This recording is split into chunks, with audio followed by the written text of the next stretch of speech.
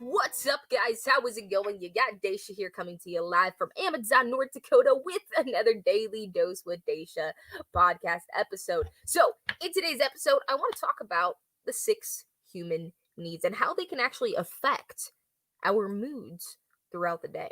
Now, if you don't know what the 6 human needs are by Tony Robbins, you can Google it, or if you don't know what it is, that's totally fine. I'm actually going to go throughout those 6 human needs in the podcast episode today.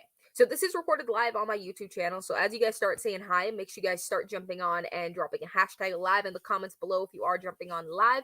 Drop a hashtag replay if you are jumping on the replay. And if you guys want to personally interact with me, go ahead and head over to my YouTube channel and press that subscribe button so that way you're able to personally get all the notifications when I go live. So with that being said, let's go ahead and get right into this episode.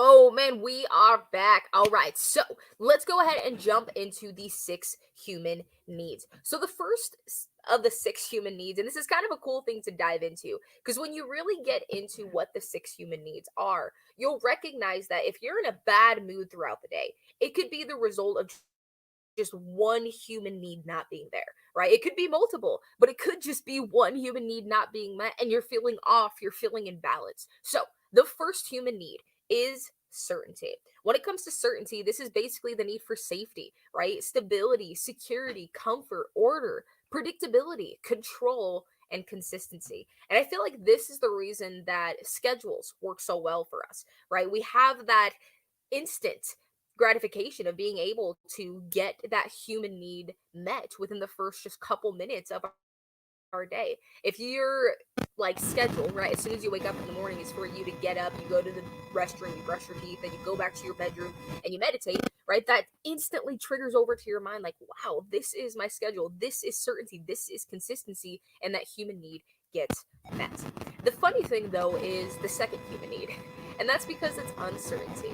Now you kind of have this whole like yin and yang thing going on. You have certainty and then uncertainty or variety. These are things like the need for surprise, challenge, excitement, adventure, change, right? All of the great things. And this is something I personally have a hard time with because I thrive on change, right? I love when things are changing. And as much as I get frustrated sometimes when things are changing, I love it, right? It's one thing that I absolutely thrive on. So now you kind of have this paradox going on. And just like yin and yang, you have to make sure that everything is balanced. If you have too much of one and not enough of the other, you'll start feeling that imbalance. You may feel like something is wrong throughout the day and not even knowing what. You might have too much certainty and start feeling bored, right? Which can ultimately lead to chaos. In one of the Facebook Live episodes I did, I talked about how boredom was basically the result of a lot of the chaos that goes on in the world, right? A lot of the great things that have been created in the world, but a lot of the really horrible things, such as murder and even deeper than that, right, were caused by boredom. It's a really extremely powerful thing that doesn't get talked about enough. Now, you may be on that side of it, right? Where you are so bored that you feel like you just need that type of thrill. But on the other side, you might end up going to that thrill too much that you push yourself too far, right? You'll see those like super daredevil people, right? They feel like they have to be doing something extravagant and exciting, right? They have to go out there and jump the canyon, crazy things like that. And they end up pushing themselves too far. Oftentimes you'll hear stories of these people that were daredevils that end up killing themselves this way because they pushed themselves too far. They got consumed by gaining that one need and not balancing things out, that's what they stuck to, right? And I'm not saying that being a daredevil and doing those types of things is bad, right? I'm just saying that it doesn't mean that every single person should be doing that type of thing, right? We need to be able to balance those out. Now, the third thing is significance. Now, this is basically the need to have meaning, right? To feel like you're special, that you have pride, you feel needed, you feel wanted, you have a sense of importance, and feel worthy of loving yourself, right? And that's a really key thing to kind of hold on to. I feel like a lot of people out there don't love themselves, right? And they have to have that. It's a human need for you to have that significance, to know that you are wanted, to know that you are needed on this earth.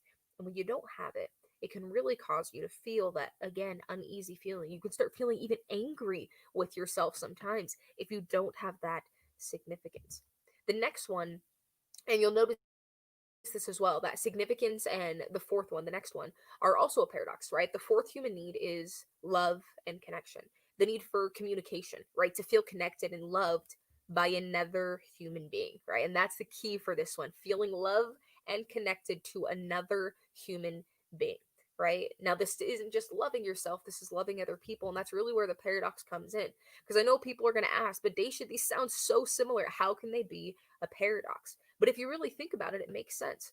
If you're looking too much into trying to find that love within yourself, that pride, right? You can have a hard time with finding meaningful connection with other people. Your ego will just start getting in the way, right? You'll become more greedy. You'll want to take and take and take and think that it's all about you and not giving enough to be able to actually have a full relationship with someone else. And oftentimes people put up walls when that happens, right? When they fall too much into significance and not enough into love and connection, then they just block themselves off from other people, right? They've had negative experiences with love and connection, so they don't want to put themselves in those situations anymore, right? They feel like they'll get cheated on or whatever it may be.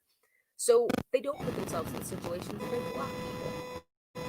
And I understand, right? But it's something that we can't actually control to be able to live a super loving, fulfilled life. And on the flip side, right, if you focus too much on trying to love and please other people, you can lose sight of loving yourself and knowing your own worth.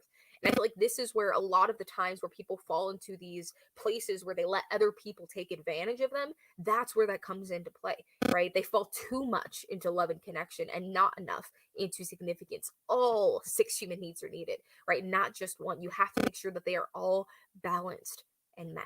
So, the next one, right, after love and connection is growth. Now, one thing I want to say about these next two human needs is they are described as the spirit needs that provide the structure for happiness and fulfillment. So just kind of recognize that as we go into this. So, as I said, the fifth human need is growth, the need for constant emotional, intellectual, and spiritual development. Have you ever noticed when you strive for a specific goal and you've worked your butt off to be able to obtain it, and yet once you obtain it, you feel kind of uneasy? You feel like something's missing, like there should be more, right?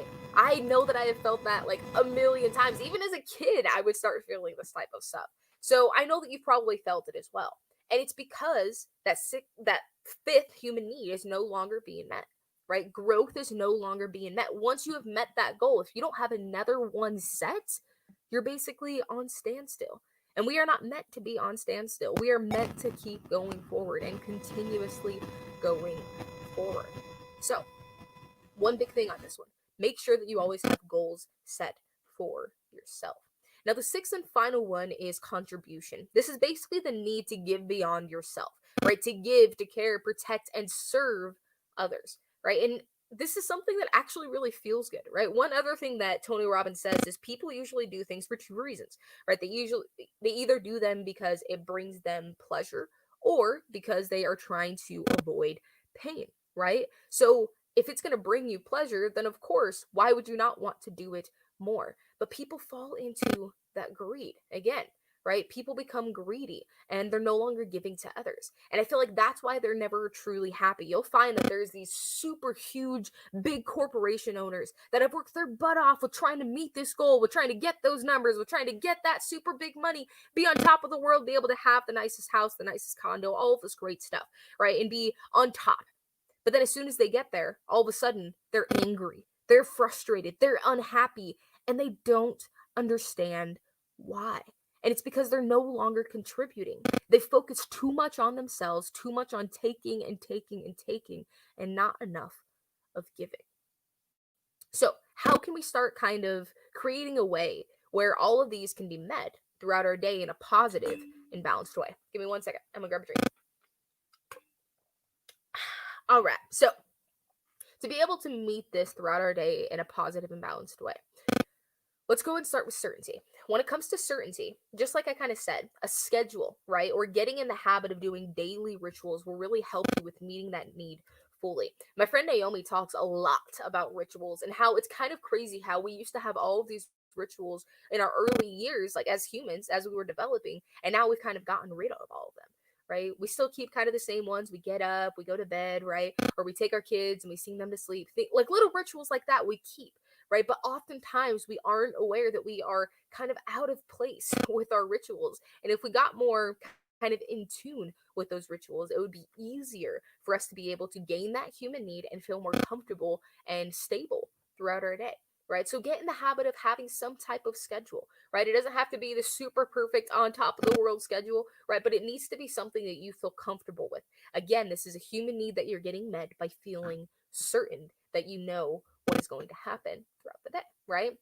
Now, as far as uncertainty, so uncertainty, funny enough, is it's actually kind of easy to get this throughout your day, right? Because when you set a schedule, it's never going to go exactly the way that you want it, right? You might say that you want to get up at 5 o'clock, but then all of a sudden your alarm goes off at 6, right? Now you have uncertainty inside of your life. Or one thing that you can do, it's kind of a fun habit to get in like the hang of doing, is doing something new every single day. Right? It doesn't have to be something super extravagant where you have to travel to Paris because you've never been there. It could be something as simple as like picking up the phone and calling that client that you've been procrastinating on. It could be something as simple as offering to do the presentation for your meeting at work. It could be simple as walking up to that guy or girl that you may have had a crush on forever and you still haven't done it. Doing something new, walking up to someone new, right? Just doing something out of the ordinary, even if it's just taking a different route home than normal. Just something little and something small that can give you that little bit of variety so you're not striving to get that thrill and pushing yourself too far. Now, the next one is significance. So, with significance, this is something where you kind of got to start looking inward for you to be able to actually work on this, right? Because if you're not doing like daily self loving exercises, right, both physical and mental exercises, then it can kind of be hard to train your mind, right? One thing that you'll find that throughout a lot of my episodes and a lot of my Facebook Live videos is I talk all the time about how we're only about 5% conscious throughout the day. This is something that I learned from Joe Dispenza in one of his books, and it just really stuck with me.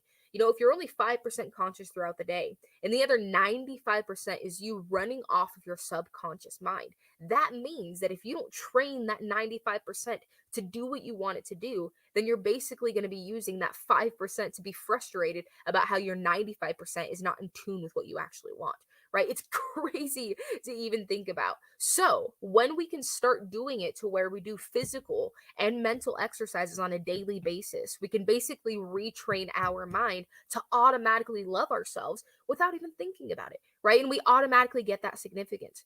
One of the really cool exercises that you can do is mirror exercises, right? Standing for 5 minutes in front of the mirror, even less time, right? Sometimes it takes me less time than that. Stand in front of the mirror and just name 5 to 10 things that you love about yourself. So I love my eyes. I love how I'm very helpful. I love how natural I sound on camera. I love that I'm always wanting to be able to help out another person, even if I'm in the middle of something. And I love that I'm becoming more and more aware of myself. It can be something as simple as that. It doesn't have to be something super, super in depth. But being able to do that self work and doing physical exercises as well, right? When you go and you do a physical exercise, what that's doing is it's actually releasing chemicals within your brain. It's releasing chemicals called endorphins that make you feel good, right? And again, if it makes us feel good, we're going to want to do more of it. So we can get to that point where it is releasing those chemicals within our brain as we're doing these physical exercises, then we naturally start loving ourselves. It's freaking crazy how all of this works. It's super awesome. The next one is love and connection, right? Now, when it comes to love and connection, this doesn't mean that you have to have like a spouse or a significant other, right? You don't have to be in a relationship for you to get this human need met, right? If you're listening to this and you're single, I don't want you to think that you now have to go out and find like the man or woman of your dreams, right? Just because you listen to this and you need this human need met. You can get this from people that you love, right? Friends, family members, animals, even, right? You can get that same need met from just those few things. One of the things that I absolutely love is in the mornings, my dogs, they sleep in the kennel, right? And as I'm on the bed, as soon as I wake up, me and my wife wake up, then all of a sudden the dogs will get super excited and they jump on the bed. And just having that little bit of time of them just cuddling and loving on you and just being so appreciative of just that little bit of time that they get to spend on the bed, the 5-10 minutes that we spend throughout that morning, right? I get to consume all of that love and connection because they're so grateful, right? They're so loving and grateful, and you can feel that energy from them when you're with animals, right? So you can be something as simple as that, right? Just put it into your schedule to take a little bit of time for you to be able to spend time with your family, whether that's being at the dinner table, shutting off all pieces of technology, and just being able to have a conversation while you're sitting there at dinner, right? That alone can be a way for you to be able to gain that human need, right? Now, the next one, and the final one, is basically contribution, right? And one thing that really helped me to be able to get in the habit of being able to have this need met, and I'm not perfect, right? Again, I don't have like an absolute perfect schedule. I'll drop what my perfect schedule looks like below, but it's not perfect, right? It's not like I'm hitting every single thing every single day, but at least I'm trying, and that's really the big thing. Because if I keep trying and I keep retraining my brain, then automatically it's going to do this. But one thing that my mentor says is, he says one thing that we need to be doing every single day is doing 3 universal deposits. And basically what this means is doing 3 things for 3 other people without expecting anything else in return, right? It's just doing it out of the kindness of your heart. So it could be simple as paying for the person's groceries that are behind you. Or maybe there's a person on the side of the road that needs some money and you give them $1. Or maybe your sister is going through a really hard breakup and you just talked it out with her for 20 minutes. You spent 2 hours, right, going and picking up food and picking up snacks and having a movie night with her, right? That is a universal deposit in its own. You're basically doing something out of the kindness of your heart for another person without expecting anything in return. If you can get in the habit of doing just even one single, right, universal deposit every single day. I say 3, right? 3 is my lucky number, but I definitely say 3, but at least get in the habit of doing at least one universal deposit each and every single day. Because when you do this, right, it makes you feel good, right? It makes you feel good. And if you're feeling good and you're contributing while you're doing it, why would you not want to do that? Plus, you get a human need met, which means that you're going to feel fulfilled. You're going to feel good about yourself. You're going to feel good about the world around you. And things are just going to be on top. So I hope you guys enjoyed this episode. Thank you so much for jumping on. Now, one thing I did want to mention before I do hop off here is when you are gaining these 6 human needs throughout the day, they don't have to be met in order, right? They can be, right, but they don't have to be. So below, I'm going to attach my perfect day below, but I do highly recommend to take out a pen and a piece of paper. Don't just think about it, right? We have over 60,000 thoughts per day. There's no way that you're going to be able to just plan it out all in your head and still be able to go on with the rest of your busy, crazy day, right? Take out a pen and a piece of paper. Set a timer for 5-8 minutes, right? And write down what your perfect day would look like based on the 6 human needs, right? And once you get done writing it out, reread it and say, okay, is the 6 human needs actually being met if I stick to this exact schedule, right? It's a super fun practice, guys. Again, it only takes like 10 minutes for you to actually do. It's not like it takes a super long time, and it's going to help you. So again, I hope you guys enjoyed this episode. Thank you so much for joining me on this. Again, make sure to catch me out on my YouTube channel if you were listening to this on my podcast episode. That way we can interact on the YouTube channel inside of the comments. I appreciate you guys again. Have a wonderful rest of your day, and I'll catch you in the next video. Bye.